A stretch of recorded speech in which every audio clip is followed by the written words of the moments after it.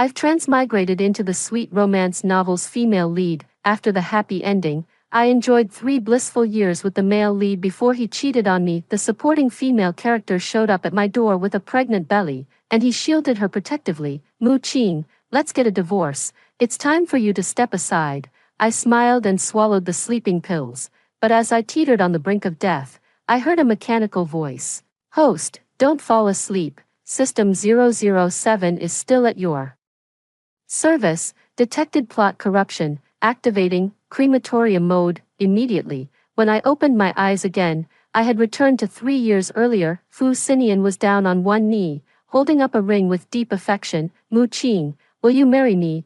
I looked at Lan Maya's provocative gaze behind him and laughed. Marry you, my foot? Go play in the mud, you scumbag. The day Fu Xinian brought Lan Maya home was exactly 3 years and 4 months since I transmigrated into this book. She stood at the entrance hall, her 5-month pregnant belly prominent, a triumphant smile on her face. Fu Xinian shielded her behind him, as if protecting some fragile treasure, then spoke the coldest words with his 37-degree lips. Mu-Ching, let's get a divorce. It's time for you to step aside. I froze in place, still holding the freshly stewed lotus root and pork rib soup. His favorite. Today is my birthday, and also our wedding anniversary. A week ago, he went on a business trip. Before leaving home, he said he would come back to have dinner with me on this day. I never expected it to turn out like this. He avoided my gaze, his voice as steady as if he were stating the weather. Nia's child cannot be without a proper name. Don't worry, I'll leave the house to you, and the entertainment company under my name will also be yours. As a Fu Xinian, I cut him off. Do you remember what day it is today? He frowned. Isn't it just your birthday, Mu-Ching? Missing one birthday won't be a big deal. Can't you be a bit more sensible and stop being so melodramatic? In the end, it was just my solo performance. Aha, give me a cup of the water of forgetfulness or concentrated sulfuric acid. Miss Su, Lan Maya spoke softly. I know it's hard for you to accept, but when it comes to love, you can't force it. The one Xinian truly loves is only me, the one he truly loves. I looked at her swollen belly and Fu Xinian's hand resting on her waist, and suddenly laughed. No wonder fairy tales end with the wedding of the male and female leads, because the trivial mess that follows would kill everyone. I've already been killed. It's settled then. In 3 days, you and I will go to the Civil Affairs Bureau to get the divorce certificate. After saying this, Fu Xinian helped Lan Maya turn and leave without even looking back. The sound of the door locking was very soft. I stood there holding the bowl. The soup had long gone cold, yet I still hadn't put it down. The news spread quickly. The next day, I became the laughingstock of the entire city. The top trending search was, Fu Group CEO keeps a wife at home while flaunting mistresses outside, accompanied by a photo of Fu Xinian accompanying Lan Maya for a prenatal checkup. The comments section was a moral wasteland, filled with uniform praise like, what a perfect match, and such an enviable fairy tale romance. Occasionally, a sensible person would ask, what about his wife, only to be immediately drowned out. On the 3rd day, the divorce certificate was in hand, and we went our separate ways. At 7 in the evening, I received a call from my best friend, the background noise coming from a bustling banquet hall. She lowered her voice and said, Mu-Ching, Lan Maya announced at the banquet that you only managed to marry Fu Xinian back then by climbing into his bed. I gripped the phone, my fingers going numb. She also said that Fu Xinian personally told her he never had feelings for you. He only chose you as a shield because of your good family background, gentle nature, and easy-to-control personality. Oh, I hung up the phone. I saw Fu Xinian post a side profile photo of Lan Maya on Weibo using the company's official Blue V account, with the caption, the love of my life. The likes instantly surpassed 100,000. The comments section was flooded with a wave of well wishes, clearly bought and paid for. A live fan asked about his ex-wife, and he coldly replied, let's go our separate ways and each find our own peace. Bullshit. If you're at peace, then what the hell is this? I can't stand to see him at peace. After much thought, I made a decision. It is said that if the heroine of a novel world dies an unnatural death, the entire novel world will collapse. Then, let it all come crashing down with me. I will kill myself, and take them all down with me. Then I will return to my original world. But before I die, I still feel an immense reluctance to part with this world. This villa was bought for me by Fu Sinian. The osmanthus tree in the courtyard was planted by us together on our wedding day. He said, when the tree grows up, we'll tell stories to our children under it together. Only, the tree hasn't grown up yet. The man who loved me is already spiritually dead. When I swallowed the sleeping pills, my first thought was, I want to go home. The second thought was, oh my God, just strike him dead with lightning. The feeling of being on the brink of death was more peaceful than I had imagined. I thought I would see my life flash before my eyes, but instead, I saw Fu Sinian, not the Fu Sinian of now, but the one from 3 years and 7 months ago. In the beginning of the story, on the day I transmigrated into this book, he lay in my arms, covered in blood, clutching my hand and saying, don't leave me.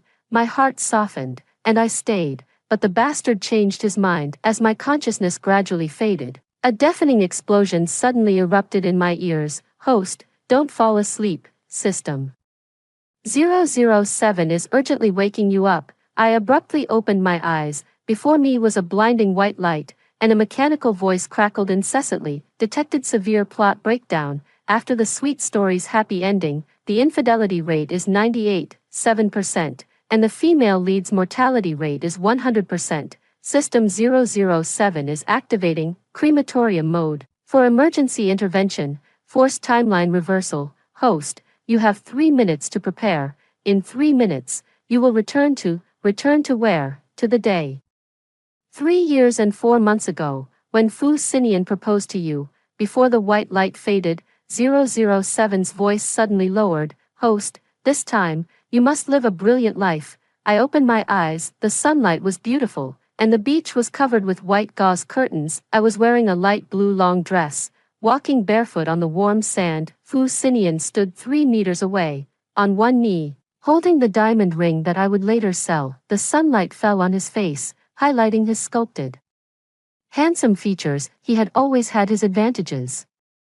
If not for past lessons, I might have fallen once more into the carefully crafted tenderness he offered. Mooching, he said with tears in his eyes, his voice full of emotion, will you marry me? The surrounding travelers were drawn in, spontaneously erupting in cheers. Lan Maya stood among the crowd, a gentle smile on her face, yet her eyes were veiled with an unyielding layer of ice. She stared at me motionlessly, as if she wished to tear me apart with 3 slashes and 6 holes. I used to be a blind person with open eyes, but now I see everything clearly. In her heart, Fu Sinian was her man. The enmity of stealing a husband is irreconcilable. This time, I finally understood. System 007's voice softly echoed in her mind. Host, would you like this system to retrieve the memory backup for the next 3 years for you? No need, I said in my heart. I remember it all. Fu Sinian was still kneeling, his eyes filled with confusion. Mooching, I looked at him and smiled. Fu Sinian, I said,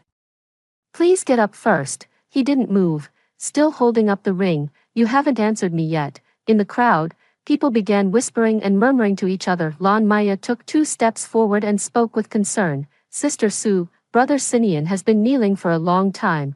Please answer quickly. Shut your mouth. The entire room erupted in an uproar, then fell into dead silence. Lan Maya's face stiffened with embarrassment, and Fu Sinian also frowned in displeasure. Mooching, with so many people watching, you need to know your limits. Even if you're being willful, at least save some face for me and Maya. Hurry up and agree. I'll put the ring on you and we'll be done. Everyone will be happy. By the end, he was practically gnashing his teeth, the words squeezed out from between them. Back then, I was blinded by sentimentality, too moved to notice that he had already taken a fancy to Lan Maya at this point, and with that paternalistic air, he actually tried to lecture me. Ha!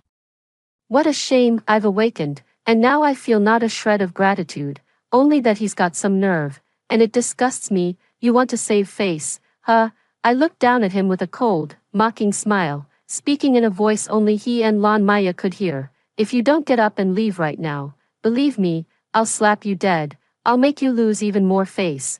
What did you say? Fu Sinian stared at me in shock, clearly taken aback. Mu Qing, have you lost your mind? Do you even know what you're doing? Seeing that he still wouldn't get up and was instead questioning me, my patience had completely run out. Smack! I raised my hand high and, with all my strength, slapped him hard across the face. Since I can't go home anyway, I might as well vent this anger first. In this messy life, everyone ends up dying sooner or later. I've already died once, so who's afraid of who now? 5 bright red fingerprints instantly swelled on Fu Xinyan's face. He was completely stunned by the slap, frozen in place for a moment. 3 steps behind him, Lan Maya clenched her fists and charged toward me. Seeing her attempt to shove me, I decided to strike first. You bitch, go to hell. I gave her a hard kick. She clutched her lower abdomen, unable to straighten up, tears streaming from the pain. Only then did Fu Xinyan cover his face and stand up,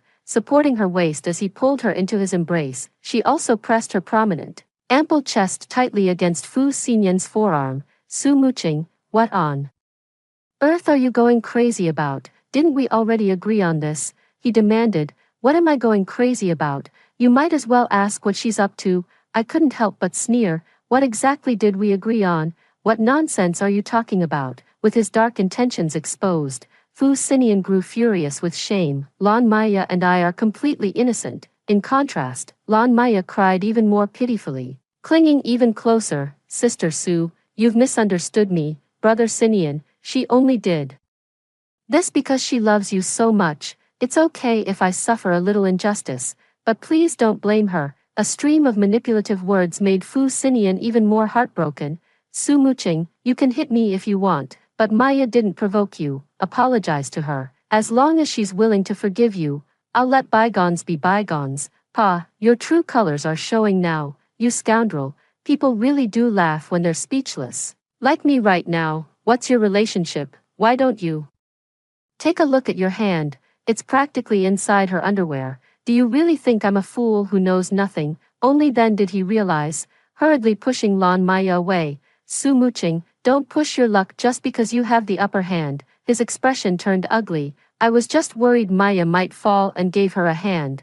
What do you want, anyway? Are you going to marry me or not? Of course not. Get as far away from me as you can. I flatly refused. Turning to leave, he chased after me, unwilling to give up. Why, you were all over each other. You're not clean anymore. I don't want you. That was an accident just now, he argued. It was only because you suddenly started hitting me. Yes, that's right. It's all my fault. I took a big step back, putting distance between us. I am telling you very seriously. I refuse your proposal. May I leave now? He was stunned and fell silent for a long time. Finally, a breathy sound escaped from her nostrils. It was finally resolved. I breathed a sigh of relief and stepped back with a smile.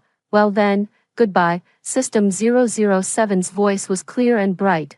Well done, host. That felt great, but I still couldn't completely get rid of him after being rejected in the beach proposal. Fu Xinyan disappeared for 3 days, then came to find me again. In just 3 days, he had lost weight, with dark circles under his eyes. Waiting for me downstairs at my company after work, as I walked out the door, he stopped me. Su Muqing, do you have someone else? What is your relationship with Hua Hanting?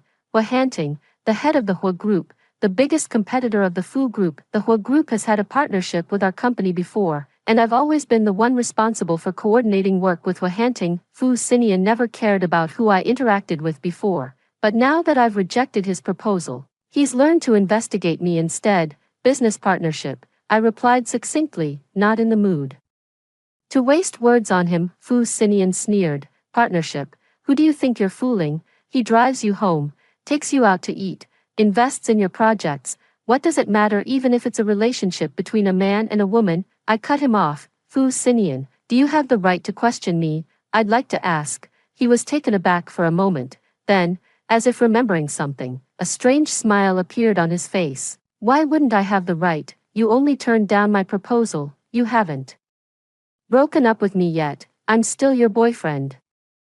Ha, after just a few days apart, he's managed to broaden my horizons too. The ever-arrogant Fu Xinyan actually had such a shameless side. Then I'm breaking up with you now. Is that okay? No, I don't agree. Fu Xinyan, if you're sick, go get treatment. Don't bother me. I walked past him, then stopped after a few steps. By the way, before you came, Lan Maya also came looking for me. His expression changed. What did she want with you? Of course, she came to show off her trophies. Do I Need to remind you what you did with her last night, although it wasn't clear where the hickey on Lon Maya's neck came from, judging by his panicked look. They must have indeed slept together yesterday, mooching. Let me explain, I was drunk last night and don't remember anything. Fu Xinyan's pupils contracted violently. Fu Xinyan, there's nothing between us anymore, I said flatly. All I want now is to stay far away from you and that damn green tea bitch. Fu Xinyan's face turned deathly pale. I turned and got into a taxi, leaving him behind in the night. As the car door closed, the voice of 007 rang out. Host, he's panicking. Last night, nothing happened between him and Lon Maya. Lon Maya tried to seduce him, but she went to the wrong room. Oh, my heart remained utterly calm, not a single ripple of emotion stirring within. 007 hesitated for a moment before reminding me. Host, should you perhaps warn him? Lon Maya is about to discover she's pregnant, and Fu Xinyan might end up raising someone else's child. Isn't that wonderful? He doesn't have to lift a finger and gets a child for free. What a stroke of luck. Let's quietly offer our blessings and not disturb their happiness. System 007 suddenly felt a chill, sighing. Host, you've become bad. Just the kind of bad I like. Ha ha ha. But Fu Xinyan seems to have a disease where he'll die if he doesn't stir up a love triangle. Lon Maya is already planning the wedding with a baby bump, yet he's still pestering me, mooching. Give me another chance, okay, the one I truly love is you. Fu Xinyan held up a sunflower, gazing at me with deep affection in his eyes. Just then, Hua Hanting, who had come to deliver a contract to me, happened to witness the scene. He stroked his chin with great interest, lost in thought. Manager Su, are the love-hate entanglements between you and this President Fu still not over? 007 couldn't help but let out a yawn. The 101st time. Host, is he out of his mind? How did you manage to get tangled up with such a clingy nuisance? Are you asking me now? Isn't this the sweet male lead you meticulously selected? I couldn't help but grumble inwardly. 007's voice was very soft, as if afraid someone might hear. Well, even the best of us can slip up. The plot has already gone awry, so my algorithm isn't always accurate. Rarely does someone show such sincerity. Have you ever considered giving in to him? Hua Hanting looked at me with a subtle expression. I've investigated. Lon Maya's child isn't his. There might be some misunderstanding between you two. Oh, Mr. Hua, you have so much free time. I looked at Hua Hanting with great dissatisfaction. I'd been working day and night, losing sleep and forgetting meals, just to finalize the collaboration plan. Yet you, esteemed sir, still have the leisure to waste time and energy investigating some irrelevant, dead green tea. If you have energy to spare, why not help me with my work instead? Why waste that kind of money? Hua Hanting raised his hand and, after a long while, helplessly tapped my forehead. You really are missing a screw. Whoa, the voice of 007 echoed in my mind. Shut up, don't say it. I immediately cut off its attempt to remind me. If I get emotional again, I'll be done for. Wasn't the lesson from my past life tragic enough? 007 coaxed patiently. Host, you can't let one bad experience make you overly cautious forever, can you? Hua Hanting and Fu Xinyan are not the same. Look, he even managed to find out that Lon Maya's child isn't Fu Xinyan's. I couldn't help but sneer. Why do you think he'd go out of his way to investigate whose child someone unrelated to him gave birth to? System 007 cautiously reminded. Couldn't it be because he likes you? No, because that child is his. Lon Maya climbed into his bed that night. What did you say? 007 exploded on the spot. This is the new male lead I carefully selected. How did the plot collapse again? I pursed my lips tightly and demanded, just be honest with me about one thing. If I die again, can I go home? 007 confessed. No, I'm sorry, host. My authority is limited to sending you back before the plot collapses, or carefully selecting the next male lead for you. I couldn't help but sneer.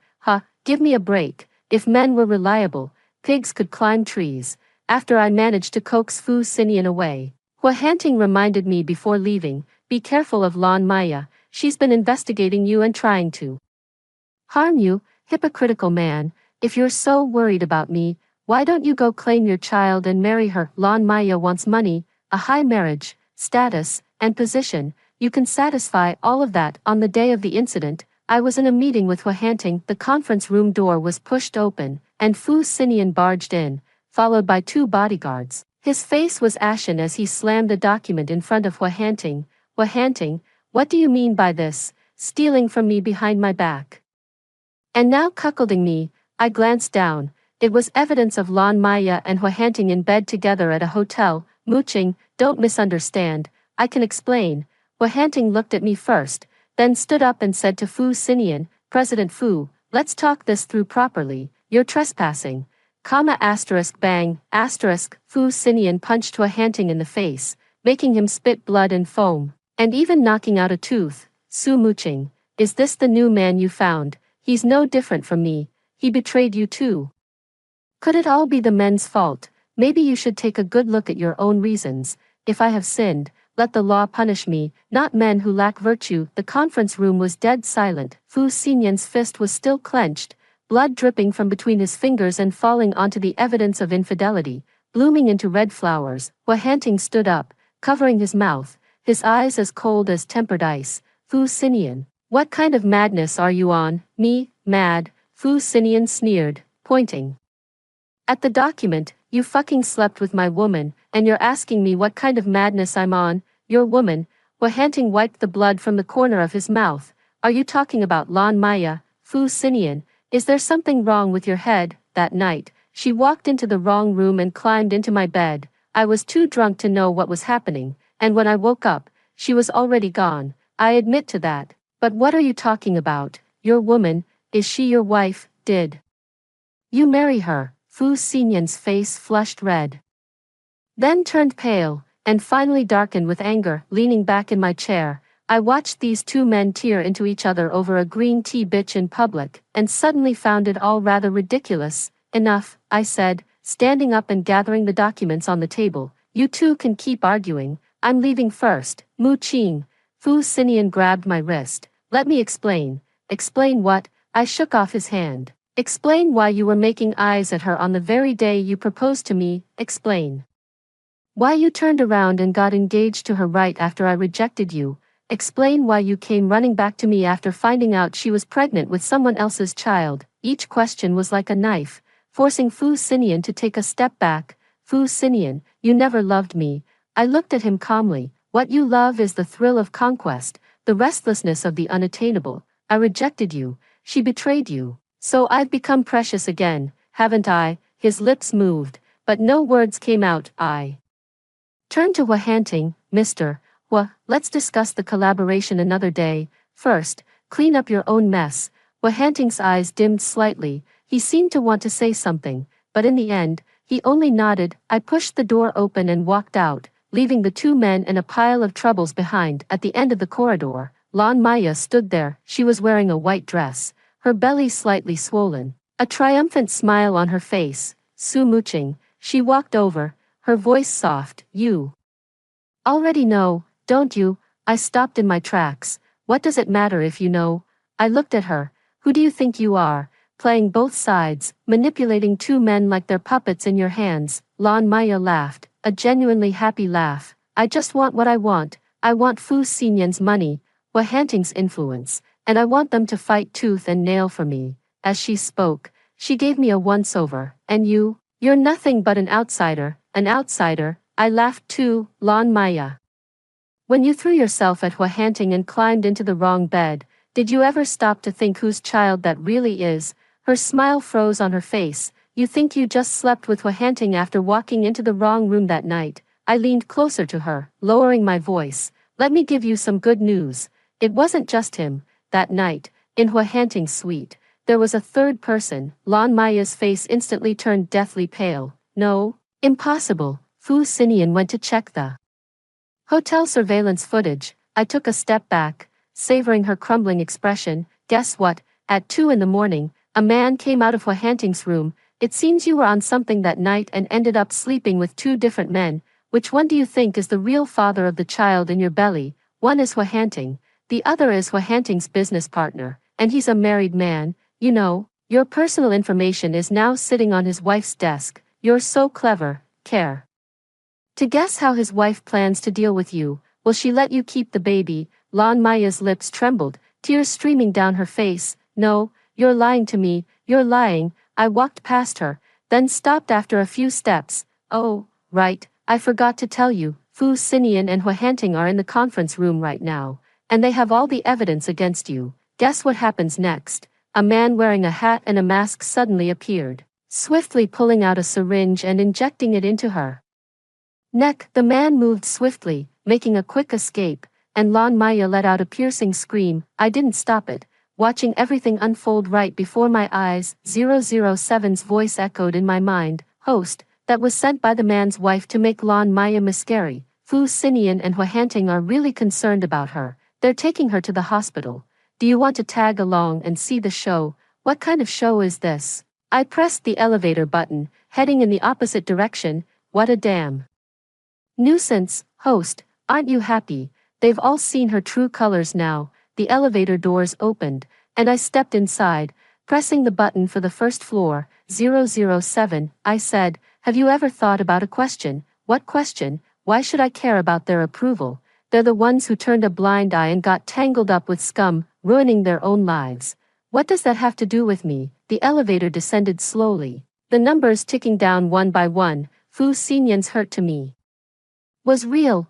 He abandoned me for another woman, and he made me swallow sleeping pills. That's all true. And Hua Hanting, he slept with Lan Maya. That's a fact. He might have feelings for me, but can he guarantee he won't make the same mistake again? I'm not some trash collector.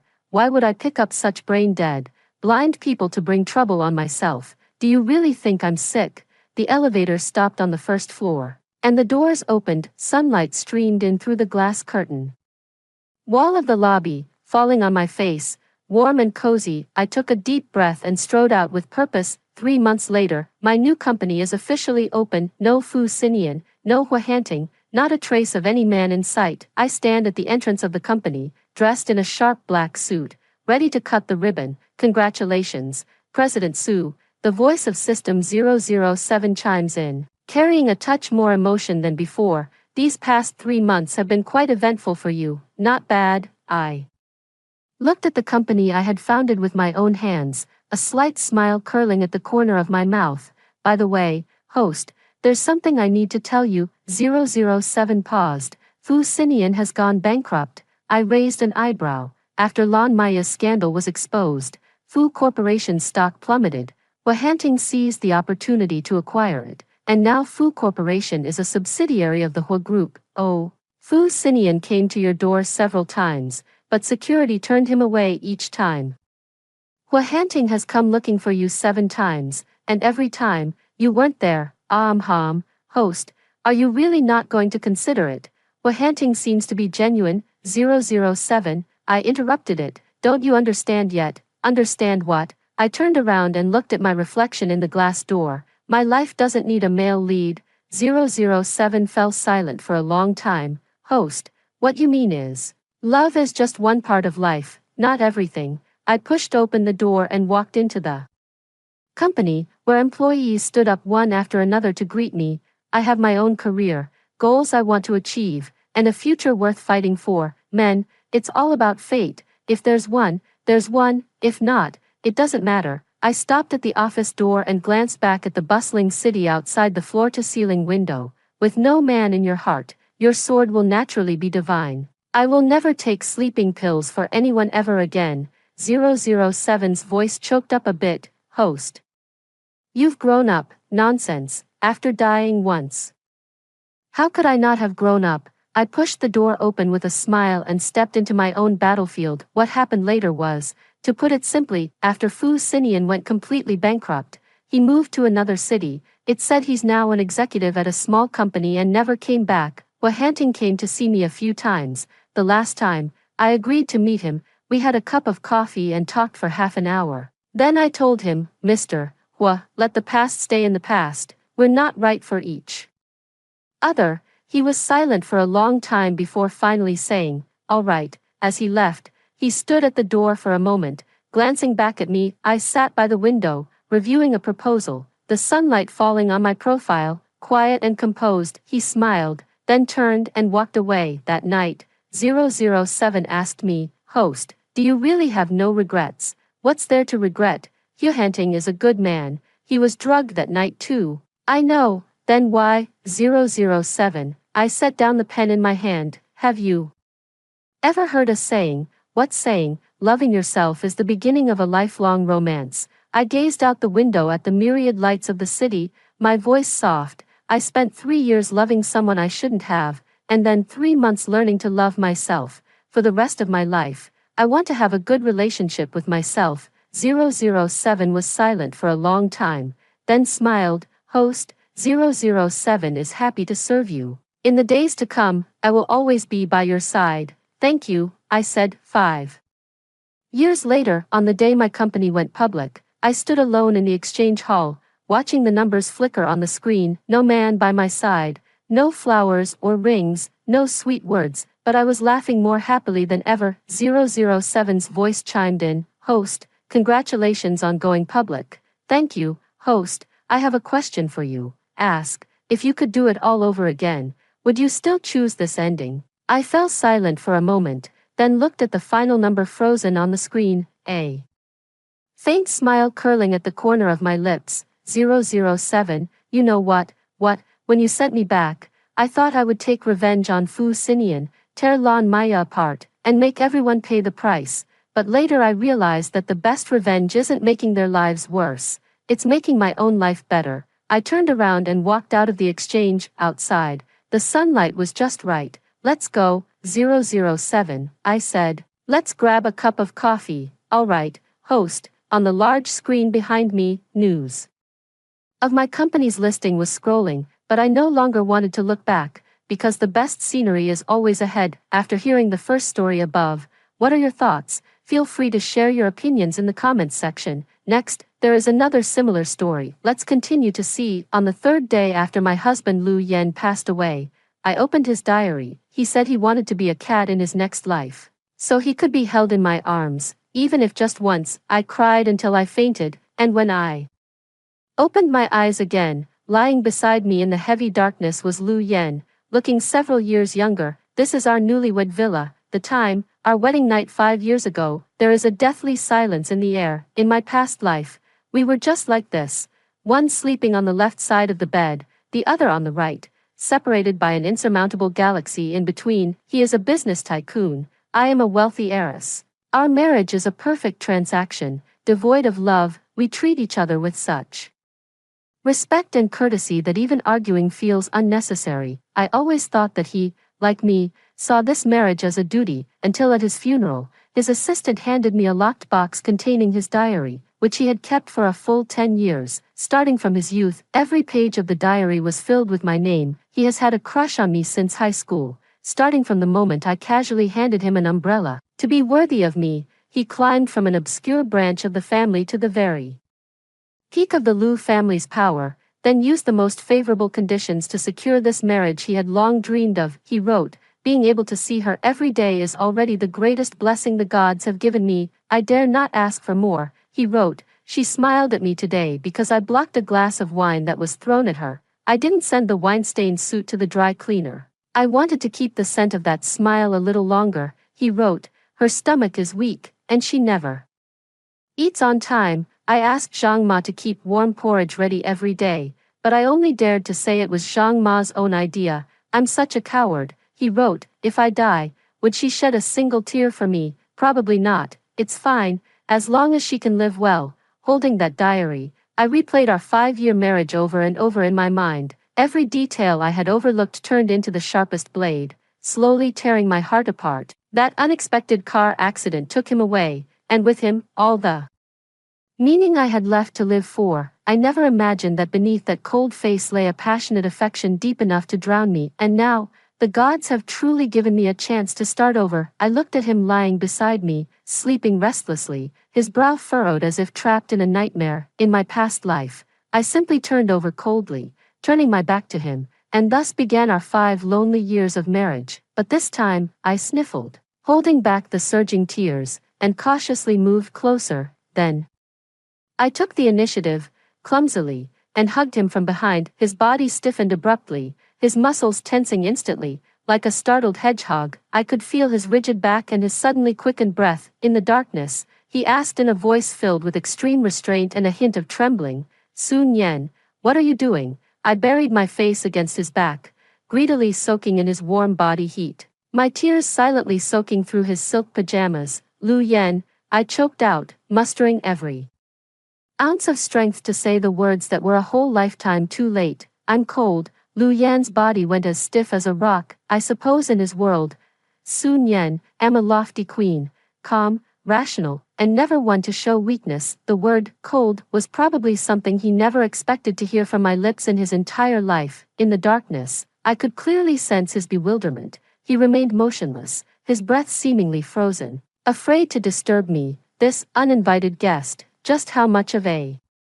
scoundrel was I in my past life, to make him feel that even approaching me was an offense? The ache in my heart nearly overwhelmed me. I held him even tighter, repeating softly, with a sob in my voice, Lu Yan, I'm really so cold. It wasn't a lie. In the half year I lost him, my world was a frozen wasteland, without a trace of warmth. That bone-deep chill still lingers in my soul to this day. Finally, just as I was beginning to think he would remain frozen until dawn, he moved. He turned around with an excruciating slowness and stiffness. Then, with a tentative touch, as if handling a priceless treasure, he drew me into his embrace. His embrace was not practiced, even a bit clumsy, his arms unsure where to settle, but it was warm, the very warmth I remembered, the kind that could shield me from all storms. I could no longer hold back, burying my face in his chest as a lifetime's worth of suppressed tears came pouring out. Don't cry. His voice sounded above my head, carrying a trace of barely noticeable panic and heartache. He reached out as if to pat my back and comfort me, but his hand paused halfway, finally landing gently on my hair, stroking it clumsily. Are you regretting it? After a long silence, he asked in a low voice, with a tone that was almost self-mocking, regretting marrying me. The diary had recorded that throughout our wedding. I didn't smile once. He must have thought I despised him to the extreme. I shook my head desperately, lifting my face from his embrace, and by the faint moonlight from outside the window, I gazed into his unfathomable eyes. Those eyes were filled with pain, self-doubt, and a deep, intense love that he had fiercely suppressed to the very bottom. No, I looked at him, speaking each word with utmost clarity. I'm just a little scared. Scared of what? Scared that none of this is real. I reached out, gently touching his sharply defined cheek, feeling the warmth of his real presence. Lu Yan, you'll stay by my side forever, right? He didn't answer, just looked at me deeply with those complicated eyes. After a long while, he raised his hand, covering mine that was resting on his face, gently stroking the back of my hand with his thumb, then answered in a tone that was almost a sigh, yes, I'll always be here. This was the most beautiful love confession he had ever said to me in 2 lifetimes. That night, I fell asleep in his arms. I slept exceptionally soundly, as if trying to make up for all the security I had lacked in my past life in one go. The next morning, I woke to the aroma of food. I opened my eyes to find the spot beside me already empty. My heart sank in panic, and I sat up abruptly. Thankfully, it wasn't a dream. I slipped on a shirt and walked downstairs, seeing Lu Yan wearing a cartoon apron that clashed terribly with my pink nightgown, clumsily frying eggs in the open kitchen. Sunlight streamed through the floor-to-ceiling windows, casting a golden halo around him. This scene felt too beautiful to be real. The diary said his greatest wish was to make me breakfast every morning. In my past life, he never got to do it even once, because I told him I wasn't used to having other people in the house. Apart from the weekly cleaner, there was no one else in the villa. For 5 years, we survived on takeout and instant meals. I leaned against the doorframe, watching him hurriedly toss a burnt egg into the trash, then take a deep breath before cracking a second one. My husband, Lu Yan, the man who was decisive and ruthless in the business world, who made countless rivals tremble at the mere mention of his name, was now at a complete loss over a simple fried egg. My eyes began to grow warm again. I walked up and wrapped my arms around his lean waist from behind once more. Lu Yan, his body stiffened again, his voice tinged with a hint of tension. You smell so good. I was telling the truth. He carried a faint, pleasant woody scent. His ears flushed visibly red. Lu Yan's ears were so red they looked like they might drip blood. His entire body froze, the hand holding the spatula suspended in midair. like a statue that had been struck by an acupuncture point. The oil is about to splatter, he stammered to remind me, but his eyes didn't dare meet mine, just staring at the slowly forming, still not quite perfect fried egg in the pan. I didn't let go, instead pressing my cheek against his warm back, saying stubbornly, I'm not afraid. With you here, I'm not afraid of anything. In the end, this breakfast concluded with 2 disastrously cooked sunny-side-up eggs and a piece of burnt toast, but it was the most delicious meal I've had in both of my lifetimes. At the table, I looked at Lu Yen sitting across from me, who was eating with unusual seriousness and even a hint of restraint, and suddenly spoke up, I don't have much to do today, how about I accompany you to the company for a look? Lu Yan's hand holding the chopsticks paused, and he suddenly looked up, as if he had heard some incredible tale. In my previous life, let alone going to his company, I never even wore our wedding ring except on the day of the wedding. I had drawn a clear line between our marriage and my personal life. The company is quite boring. He seemed to be searching for reasons to refuse. You wouldn't like it. How do you know I wouldn't like it? I tilted my head to look at him. I want to learn more about your life.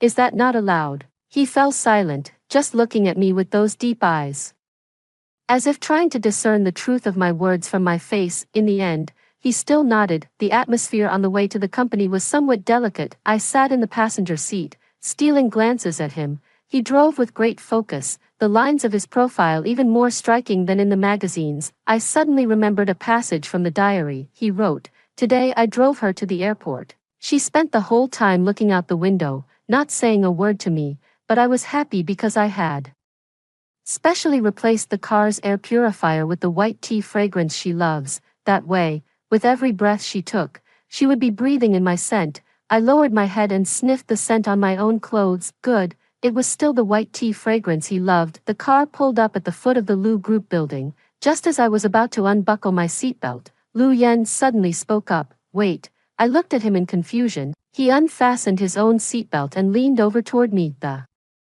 distance between us closed instantly. I could even see his thick eyelashes and the nervousness he couldn't quite hide in his eyes. My heart skipped a beat, thinking he was about to do something. Instead, he just reached out and unfastened the seatbelt I had been struggling with for ages. This buckle is a bit tight, he said, his voice carrying a barely noticeable rasp. After that, he quickly withdrew, sat back properly, and stared straight ahead, but his flushed ears once again gave him away. I looked at him and suddenly felt that this man was so adorable it made my heart ache. I followed Lu Yen into that imposing skyscraper. Every employee who saw me wore an expression as if they had seen a ghost. Their eyes were filled with shock and gossip, as if saying, how could the boss's wife, who is rumored to have a strained relationship with the boss, appear here? Lu Yen seemed to sense those gazes as well. His body tensed up slightly, and he instinctively tried to distance himself from me. I was one step ahead,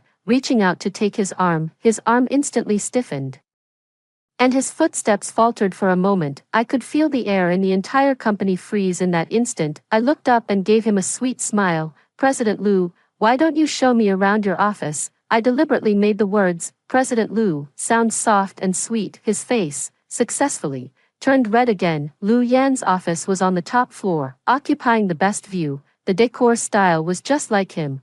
Calm, restrained, with almost no personal traces to be seen. In my past life, I never came here even once. Now, I'm like a curious baby, touching this and looking at that. Lu Yen stood to the side, watching me at a loss, like a host who doesn't know how to entertain a guest. Are you thirsty? Would you like something to drink? He finally found something to say. Yes. I walked behind his desk, unceremoniously sat down on the genuine leather chair that symbolized absolute power, spun around once, then looked at him with a smile. I want coffee brewed by your own hands. Lu Yen was taken aback for a moment, then said somewhat awkwardly, I'll have my secretary. No, I interrupted him, a hint of coquettishness in my tone.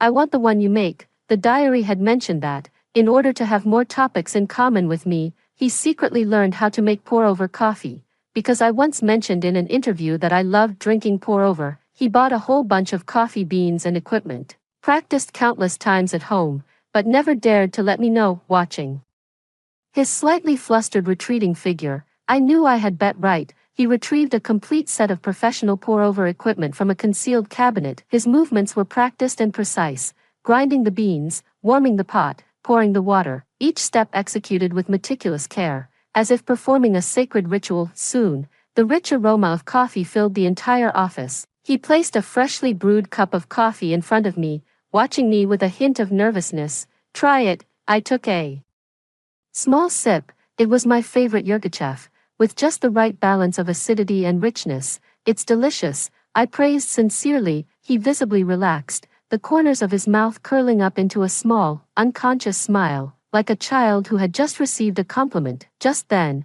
the office door was knocked. "Come in." Lu Yan's voice had returned to its usual cold firmness. The one who entered was his cousin, Lu Yi. He was also the vice president of the Lu Group. When Lu Yi saw me sitting in the boss's chair, a flash of undisguised surprise and envy flickered in his eyes. In my past life, the moment Lu Yan died, he was the first to step forward and take over the company with swift and decisive action. Looking back now, the car accident that caused Lu Yan's death was full of suspicious details. At the time, I was too consumed by grief to pay attention, but this time, I won't let the tragedy repeat itself. "What brings you here, sister-in-law?" Lu Ju wore a hypocritical smile, but his gaze slithered over me like a venomous snake. "I came to see my husband."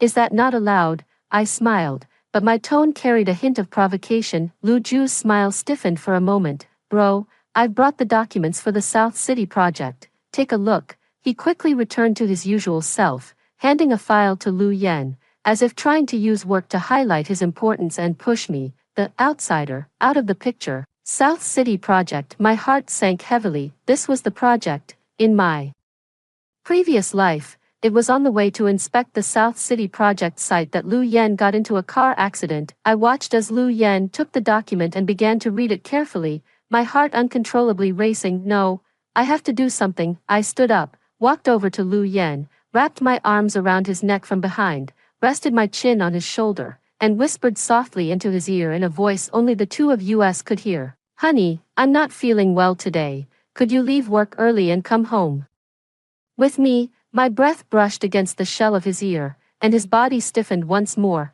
Even the motion of flipping through the documents came to a halt. Across from us, Lu Yi's face instantly turned ashen. Lu Yan ultimately agreed to my request, in a manner that bordered on panic. He closed the file on the Southern District project, said to the livid Lu Yi, "Let's put this project on hold for now," and then, under the watchful eyes of the entire company's employees, practically fled in disarray. As he led me out of the office, the atmosphere in the car on the way back was even more silent than on the way there. I could feel the storm raging inside Lu Yan. Everything I did today completely overturned his understanding of me over the past 5 years. He must be frantically guessing what I'm really trying to do. Sun Yan. He finally couldn't help but speak up, his voice tinged with a hint of difficulty. "Is there something going on at home? Do you need the Lu family's help?" My heart felt as if it had been pricked by a needle. So, in his eyes, all my closeness to him could only be linked to benefits.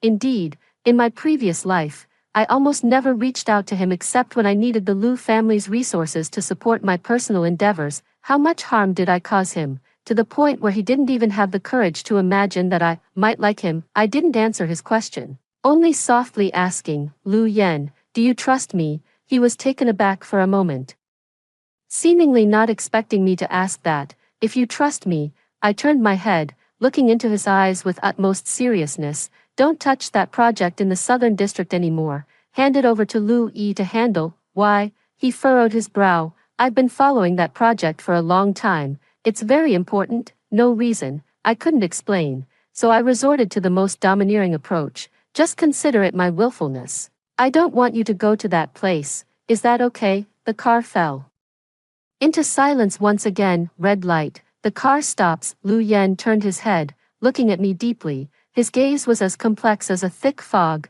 I couldn't see what was hidden within. After a long while, he relented, his voice carrying a hint of helplessness and indulgence. "Okay, just one word." Yet it instantly made my eyes redden. He didn't even press me for a reason, just because I said I was being willful. He gave up an important project he had been following for a long time. How deeply does this man really love me? Back home, Perhaps because his actions at the company during the day had drained too much of his energy, Lu Yen reverted to that cautious, hesitant demeanor. Afraid to get too close to me, he shut himself in the study and didn't come out until late at night. I lay in bed, pretending to be asleep. He tiptoed in with extreme care, standing by the bedside for a long, long time. So long that I almost thought he had turned into a statue. Then, I felt the other side of the mattress gently sink down. He lay down, keeping a vast distance between us. In the darkness, I could hear his suppressed, restrained breathing. Suddenly, I felt very sad. What I wanted was not this kind of cautiousness. I turned over to face him, accurately found his hand in the darkness, and then, one by one, forcefully squeezed my fingers into the gaps between his, interlocking our hands tightly. His hand trembled violently, as if struck by an electric shock. Sun Yen, Lu Yen. I interrupted him, my voice carrying a trembling command. Hold me. He didn't move. Hold me. I intensified my tone, almost pleading. Finally, as if he had made up his mind, he suddenly extended his other arm and pulled me forcefully, fiercely, into his embrace. The force was so great it felt as though it might crush my bones. His chest was scorching hot, and the sound of his heartbeat pounded like war drums, thudding heavily against my eardrums. Sun Yen, he whispered in my ear, his voice dreamlike, filled with endless agony and ecstasy, calling my name over and over again. Sun Yen, Su Nyen, as if he wanted to shout out all the unspoken love from these 2 lifetimes. From that day on, the relationship between Lu Yen and I entered a delicate balance. During the day, he remained the composed and self-controlled Mr. Lu, though he would often pause for a long moment during meetings upon receiving a text from me that said, "Remember to eat." At night, he would lie beside me, stiffly letting me cling to him like an octopus, and only after confirming I was sound asleep would he dare to secretly wrap his arms around me, pressing an incredibly precious, feather-light kiss on my forehead. Know it all, but I didn't dare to call him out on it. I was afraid of scaring him away. This frightened hedgehog needed more patience and warmth from me to willingly retract all his spines. I began to carry out my cheating plan. I knew he liked a very obscure Nordic post-rock band. In my previous life, he had secretly gone to see that band's only tour performance in China, all by himself. I used all my connections to get a signed CD from every member of that band. One weekend afternoon, I handed it to him like a precious treasure. "Here, this is for you." He stared at the CD, completely stunned, his eyes filled with disbelief. "You, how could you?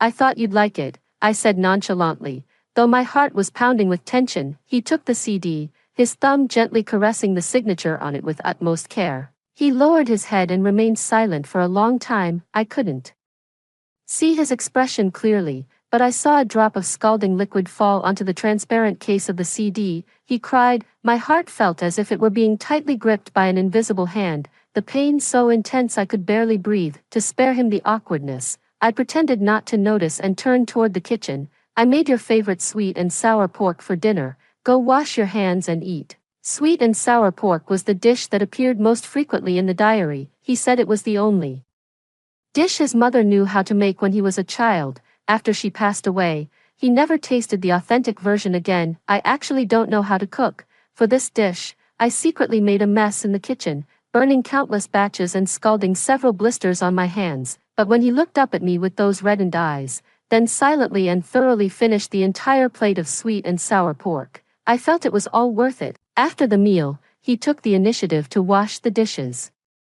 Leaning against the kitchen doorway, watching his somewhat clumsy figure, I suddenly had an illusion, as if we had already lived like this, peacefully, for many years. That night, for the first time, he didn't wait for me to fall asleep. Just as I lay down, he took the initiative and pulled me into his arms. Although his movements were still a bit stiff, it was already a huge step forward. "Sun Yen," he whispered in my ear. "Why?" I know what he's asking. Why am I suddenly being so nice to him? I remained silent for a long time, gathering my thoughts. I can't tell him the truth. It's just too unbelievable. Probably. I snuggled deeper into his embrace, finding a comfortable spot. I suddenly realized that my husband isn't so bad after all. He didn't say anything more, only tightened his arms around me a little more. I could feel it. The iceberg in his heart was slowly melting and cracking apart, bit by bit. Because of my closeness, everything is moving in a positive direction, except for Lu.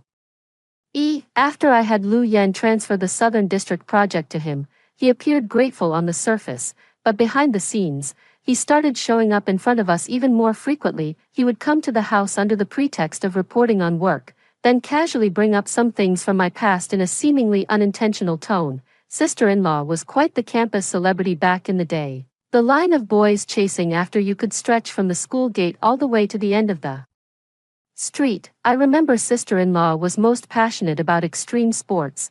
Brother, with your quiet nature, can you really keep up with her? Every word he spoke was a subtle reminder to Lu Yan that we were from two different worlds. He was pouring bucket after bucket of bone-chilling ice water onto Lu Yan's heart, which had just begun to thaw. Lu Yi's provocation was like invisible venomous thorns, precisely piercing Lu Yan's most vulnerable nerves. I could feel Lu Yan's mood visibly sinking into unease and low spirits. He began to fall silent again, instinctively retreating half a step when I approached, and the light in his eyes gradually dimmed. He was afraid. I'm afraid that all the kindness I show him now is just a fleeting illusion. I'm afraid that once I wake from this dream, I'll revert to being that cold and distant Sun Yen toward him. One Friday evening, he had an important social engagement and didn't return until very late. In my previous life, whenever he came back from such gatherings, he would sleep in the guest room, worried that the smell of alcohol on him would bother me. I waited until late into the night before finally hearing faint sounds at the door. I walked out and saw him leaning against the wall in the entryway, as if waiting for the smell of alcohol on him to dissipate. He had drunk a lot, his face flushed, yet his eyes were unusually clear. Seeing me, he froze for a moment, then instinctively stepped back, trying to put some distance between us. I smell like alcohol. I don't mind. I stepped forward, supporting his slightly unsteady body. His body was burning hot. I helped him to the sofa and went to the kitchen to pour him a glass of warm water. He took the glass but didn't drink, just lowered his head, staring at his own reflection in the water. Sun Yen, he suddenly spoke, his voice hoarse and strained. You don't have to do this. My heart sank. You don't have to force yourself like this for the Su family's business. He lifted his head, his eyes filled with red veins, and in them was a pain I had never seen before, deep and unfathomable. Louis told me everything. The Su family is currently competing for an overseas project and needs the Lu Group's financial support. I was stunned. So this was how Louis explained my recent unusual behavior. This reason was so plausible, so perfect that I couldn't refute it. Indeed, how could a wife who had shown no concern for him for 5 years suddenly change her ways?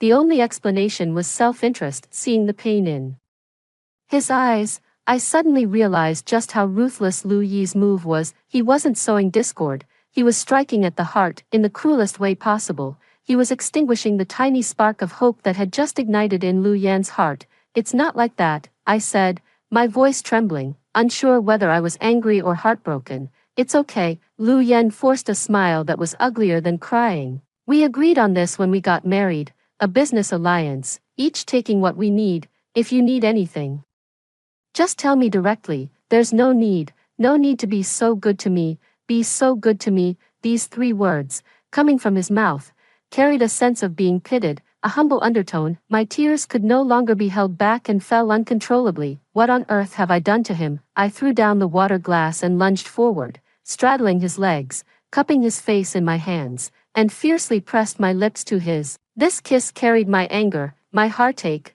my regret, and the overwhelming, no longer suppressible love. I recklessly used all my passion to pry open his tightly sealed lips, to dispel all the unease and self-doubt within his heart. Lu Yan froze completely. The water glass in his hand clattered to the floor, shattering into pieces. Warm water splashed onto my pant leg, but I didn't notice it at all. In my world, there was only him. It wasn't until I was nearly out of breath that I pulled back slightly, resting my forehead against his, and looked into his wide, stunned eyes. Word by word, I spoke the sentence he had waited 2 lifetimes to hear. Lu Yan, I love you. The entire world seemed to have been muted after I uttered those words. I love you. Lu Yan stood frozen like a statue struck by lightning, motionless, with only his heaving chest and trembling eyelashes betraying the storm raging within him. His eyes were filled with shock, confusion, overwhelming joy, and a disbelief so profound it broke my heart. He opened his mouth as if wanting to say something, his Adam's apple bobbing up and down several times, yet not a single syllable escaped. Watching him in this stunned state, I felt both heartache and amusement. I lowered my head, gently brushing my nose against his, my voice softening with a hint of grievance. "Did you hear me? I said I love you, not because of the Sue family, not because of any benefits, but simply because I love you." Finally, he reacted. He reached out his hand, with a force that was almost trembling, and touched my cheek. Then, with his rough fingertips, he wiped away the tears on my face, bit by bit, with utmost care. "Liar." He looked at me and forced those two words out from his throat. His voice was so hoarse, like a traveler who had trekked through the desert for months. He called me a liar, yet in his eyes, glistening tears were rapidly gathering. "I didn't lie to you," I said, taking his hand that lingered on my face and bringing it to my lips, gently kissing his palm. "It was my fault before. I was blind, I was a fool, I didn't see how good you were. Can you give me another chance?" He didn't answer. Instead, he turned his hand over, gripping mine tightly, then suddenly lifted me from his lap as if I were a child, holding me close, so very close, in his arms. I could hear his suppressed, wounded animal-like sobs. He cried, "This man, who appears invincible to the outside world, is now in my arms." Crying like a child who has finally found his way home. He didn't utter a single word, but I knew, the volcano in his heart, frozen for 10 years, had finally erupted completely at this moment. He gave me his answer through action. He believed. From that day on, Lu Yen seemed like a different person, or rather, he finally dared to reveal his true self, bit by bit, right in front of me. He was no longer cautious, no longer retreating. He would wake me up in the morning with a domineering air, just to have me accompany him for a breakfast he had made himself, one that was still far from perfect. He would corner me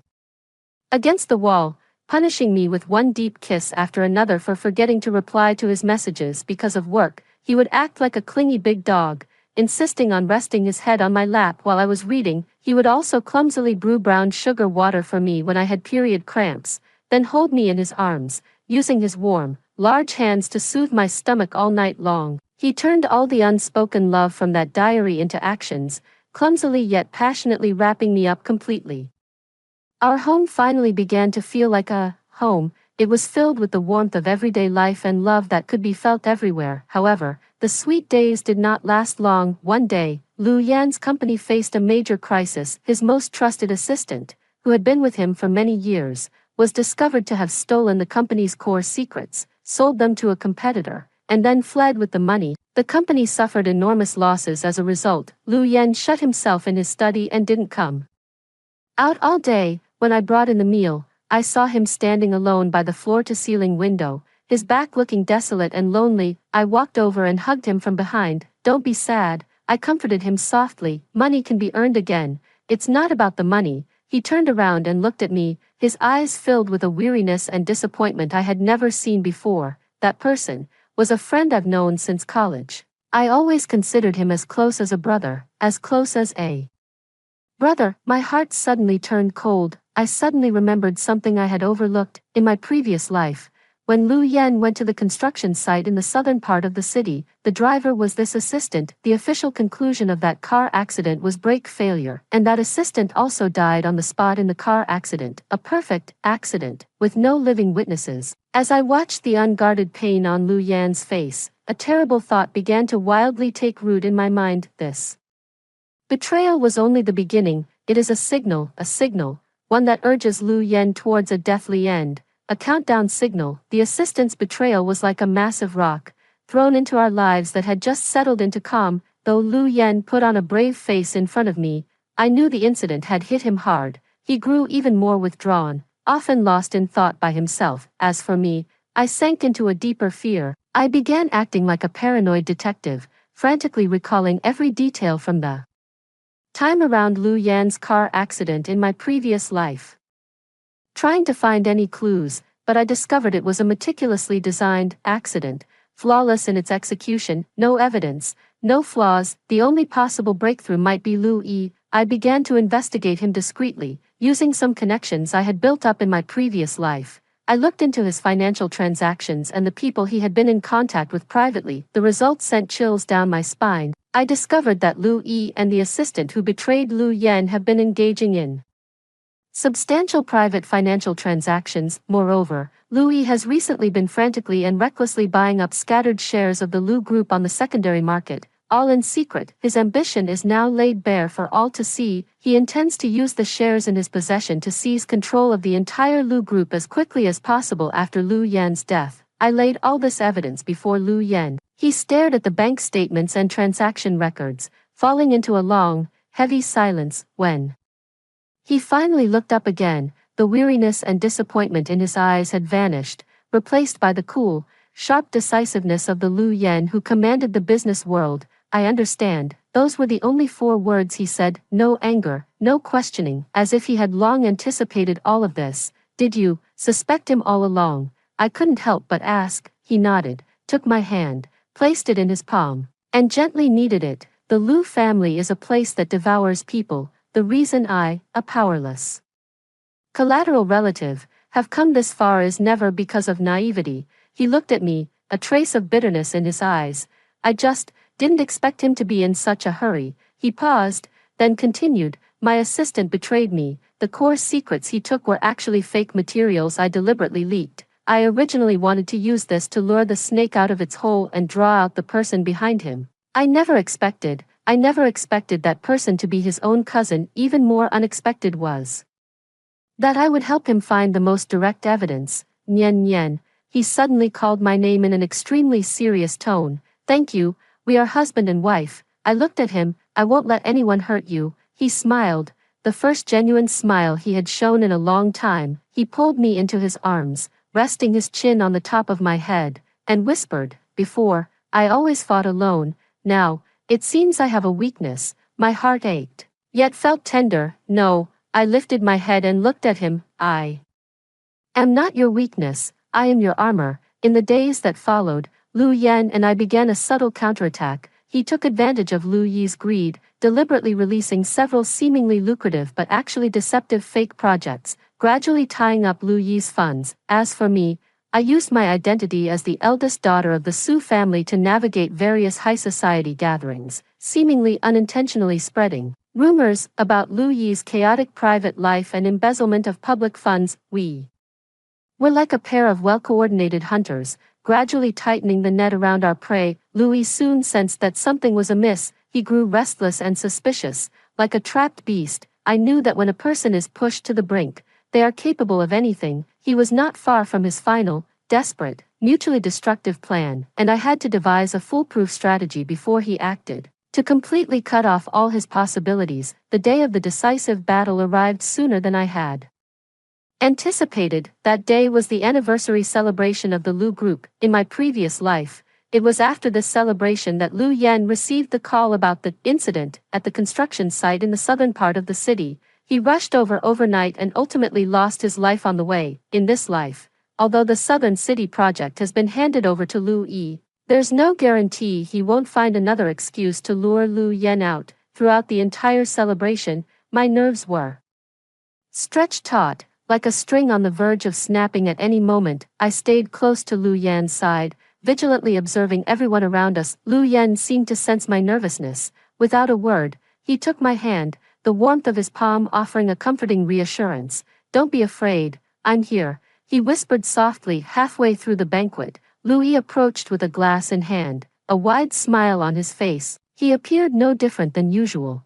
but his gaze was like a poisoned blade, fixed intently on Lu Yan. Brother, sister-in-law, I'd like to propose a toast to you. Lu Yan was about to raise his glass, but I pressed my hand over his. I looked at Lu Yi, smiling with an innocent expression. Cousin, what a shame. Lu Yan is allergic to alcohol and can't drink. I'll drink this glass on his behalf. Without waiting for his reaction, I picked up Lu Yan's wine glass and downed it in one go. Lu Yi's face instantly turned extremely unpleasant. The surrounding guests also cast strange glances one after another. Everyone knew that Lu Yan had a great capacity for alcohol. Using an alcohol allergy as an excuse was practically an insult to one's intelligence. I wanted to use this method to tell Lu Yi, with me here, Don't even think about laying a finger on Lu Yan. He held his ground for a few seconds before finally forcing out an awkward smile. Is that so? What a shame. With that, he turned and walked away. As I watched his retreating figure, the ominous feeling in my heart grew stronger and stronger. He was far too calm. This isn't the reaction one would expect from someone whose scheme has just been exposed. Sure enough, as the banquet was nearing its end, a waiter hurried over to Lu Yan's side and whispered something to him. Lu Yan's expression instantly changed. What's wrong? I immediately asked. The warehouse is on fire. Lu Yan's voice was extremely grave. There's a batch of very important new products inside the warehouse again. In his previous life, he had received a call about an accident at the construction site. This time, it had become, the warehouse is on fire. Louis still used the same old trick, just a change in form but not in substance. I must go over there immediately, Lu Yan said, already rising to his feet. I'll go with you. I grabbed his hand tightly. No, he refused firmly. It's too dangerous. Lu Yan, I was so anxious I was on the verge of tears. Listen to me. It's a trap. You can't go. Nian Nian, I know you're worried about me. He cupped my face, his eyes filled with apology and resolve. But that shipment is crucial to the company's future. I have to go. Be good and wait for me at home. I promise, I'll come back as soon as I've dealt with it. Looking into his unwavering eyes, I knew I couldn't dissuade him. This man had responsibilities he had to shoulder. What should I do? What on earth should I do? My mind was racing. Call the police. There's no time. Find someone. Distant water can't quench a nearby fire. I watched him turn and resolutely walk away, my heart feeling as if it were being squeezed by an invisible hand. The pain so intense I could hardly breathe. In my previous life, I watched helplessly as he walked toward death. In this life, must I go through it all over again? No, absolutely not. A crazy idea took shape in my mind. I suddenly chased after him, grabbing him just as he was about to get into the car. Lu Yan, I looked at him, speaking in a tone that was almost desperate. Do you remember our wedding night? He froze, not understanding why I would suddenly bring this up. That night, I told you I was cold.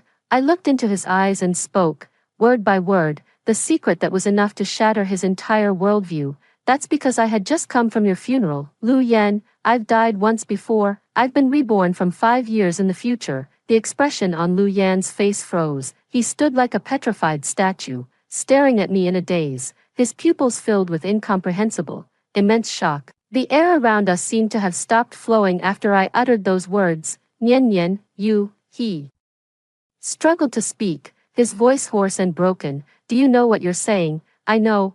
I gripped his arm tightly, my nails almost digging into his flesh. I know it sounds absurd, but every word I said is true. I urgently, incoherently, blurted out everything I knew. You will die tonight in a car accident disguised as a mishap. Brake failure. A truck rear-ends you. The car is destroyed and you perish. The murderer is Lu Yi. He wants your company. He wants everything you have. The warehouse fire. It's fake. It's just his excuse to lure you out. The brakes on the car you're driving now must have been tampered with too. My voice, sharp and trembling from agitation and fear. Lu Yan didn't speak, only fixed his deep, unfathomable eyes on me, staring intently. In his gaze, there was no doubt, no fear, only a kind of heartache so profound it left me breathless. He raised his hand, gently, ever so gently, and touched my tear-streaked face. So, his voice carried an unbelievable, suppressed tremor. You were good to me before, because you already knew everything. My heart was deeply wounded by his words, so even now, he was still fixated on this question. This fool. Yes, I cried, nodding vigorously. It's because I know how much you love me. It's because I regret it. I regret that in my past life, I was like a blind person, turning a blind eye to your kindness. Lu Yan, I don't want to lose you again. I don't want you to die. He smiled. Tears, however, slid down from the corner of his eye. It was a smile mixed with ecstasy, sorrow, and boundless affection. Fool, he said, pulling me forcefully into his embrace and holding me tightly. So that's how it was. So that's how it was. He seemed to be speaking to me, yet also to himself. I was wondering, what have I done to deserve your love? So it was the gods who sent you back to punish me. He said I was sent by the gods to punish him. How could there be such a foolish person in this world? Just then, his phone rang. It was his assistant calling. Lu Yen released me, answered the call, and put it on speakerphone. From the other end of the line came the assistant's anxious voice. Mr. Lu, you must not go to the warehouse. I just found out that the fire alarm there was a false alarm. It was Vice President Lu who, everything I said was exactly right, down to the last detail. Lu Yen hung up the phone and looked at me, not a trace of doubt left in his eyes. He grabbed my hand and quickly led me to another backup car, to the hospital. He said to the driver, "Why go to the hospital?" I asked, puzzled. "Louis probably can't wait any longer either." He gazed at the night scenery speeding past outside the window, his eyes turning cold and sharp. His only reliance is those illegally acquired shares in his hands, and there's only one thing that can prove the ownership of those shares. What things? My father's will. Lu Yan's voice held not a trace of emotion. That will has always been kept in a safe deposit box at a Swiss bank. There are two keys to open that box. One is with me, and the other, he paused, then named a place I never expected, was hidden inside my bones by my father, through a special surgical procedure. I was so shocked by Lu Yan's words that I couldn't speak for a long time. Hiding a key inside bones, this was something straight out of a movie. So, Lu Yi's goal from the very beginning wasn't to have you die in a car accident. I suddenly understood everything. He wanted your body, to be precise. Lu Yan's face looked somewhat pale under the flickering lights outside the car window. He wanted the key inside my body. A chill rose from the soles of my feet. Lu Yi's madness and obsession far exceeded my imagination. Then let's go to the hospital now. What my father left behind back then wasn't just one key. Lu Yan looked at me, a flicker of complex emotion flashing in his eyes. He also left behind a person, the best surgeon in the world, and the only one who knows how to retrieve that key. The car soon came to a stop in front of a private hospital. An elderly man with graying hair, dressed in a white lab coat, was already waiting at the entrance. Seeing us, he immediately came forward to greet us. "You've finally come after all." The old man sighed as he looked at Lu Yen. "Uncle Lin." Lu Yen nodded to him. Dr. Lin led us through a long corridor and into a state-of-the-art operating room. "Are you really sure about this?" Dr. Lin looked at Lu Yen. "This surgery carries significant risks. The location of that key is dangerously close to your central nervous system. I have no choice." Lu Yan's tone was calm and resolute. He turned his head, looked at me, and suddenly smiled. "Nian Nian, do you remember what I wrote in my diary?" I said. "In my next life, I want to be a cat, held in your arms." I nodded, tears once again beginning to fall uncontrollably. "Now, I don't want to anymore." He reached out,